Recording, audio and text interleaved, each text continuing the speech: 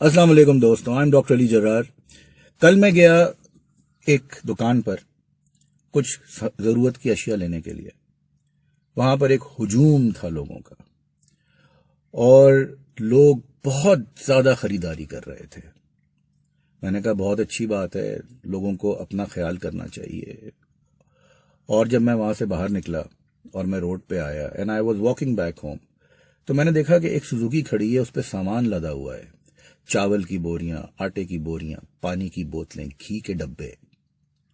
और वो लोग उस तमाम अशिया को अपने घर नहीं ले जा रहे थे, वो उसे गरीबों में फ्री बांट रहे थे। दो तरह के लोग हैं इस दुनिया में जो ये माल खरीद रहे हैं। वो लोग हैं जो खौफ से इसे होर्ड करना चाहते हैं, और बहुत से लोग वो हैं जो अल्लाह के खौफ से इसे दुनिया में बांटना चाहते हैं। अपने से जो कम लोग हैं उनको देना चाहते हैं। हमें ये डिसाइड करना है कि हम कौन हैं। हमें कोरोना का खौफ ज़्यादा है या हमें अल्लाह की मोहब्बत ज़्यादा अजीज़ है? उसकी निगाहों में, उसकी बारगाह में बुलंदी ज़्यादा अजीज़ है। अस्सलामु अलैकुम वरहमतुल्लाहि वबरकातुहू।